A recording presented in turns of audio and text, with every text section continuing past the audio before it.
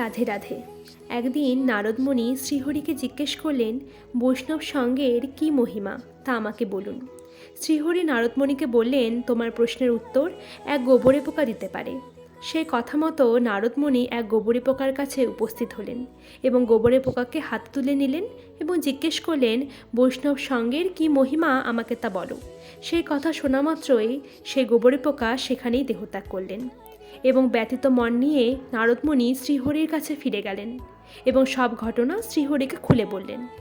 সব ঘটনা শুনে শ্রীহরি বললেন, ঠিক আছে, এখন তাহলে তুমি এক গোবৎসের কাছে যাও, সেই গোবৎসই তোমার প্রশ্নের উত্তর দিতে পারবে। সেই কথা মতো নারদমণি এক গোবৎসের কাছে উপস্থিত হলেন এবং সেই গোবৎসকে জিজ্ঞেস করলেন, বৈষ্ণব সঙ্গের কী মহিমা তা আমাকে বলো। সেই কথা শোনা মাত্রই সেই গোবৎস সেখানেই দেহত্যাগ করলেন এবং দুঃখিত হয়ে নারদমণি শ্রীহরির কাছে ফিরে গেলেন এবং সব ঘটনা শ্রীহরিকে খুলে বললেন এবং মনে মনে খুব দুঃখিত হলেন। এরপর শ্রীহরি নারদমণিকে বললেন, আচ্ছা ঠিক আছে, এখন তুমি এক ব্রাহ্মণের গৃহে যাও। সেই ব্রাহ্মণের গৃহে এক সদ্যোজাত শিশু রয়েছে এবং সেই তোমার প্রশ্নের উত্তর দিতে পারবে।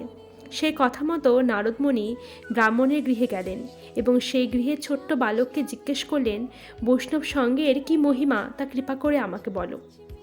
সেই কথা শোনা মাত্র সেই ছোট্ট বালক উঠে বসে পড়ল এবং বললেন, বৈষ্ণব সঙ্গের ঠিক কী মহিমা তার প্রমাণ আমি নিজেই।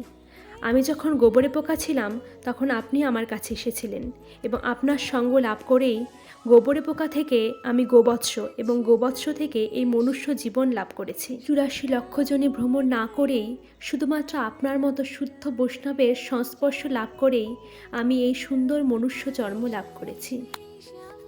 এই কাহিনী থেকে আমরা বুঝতে পারি বৈষ্ণব সঙ্গের ঠিক কতটা মহিমা। তাই শুদ্ধ বৈষ্ণব সঙ্গ লাভ করুন এবং হরে কৃষ্ণ মহামন্ত্র জপ করুন। হরে কৃষ্ণ।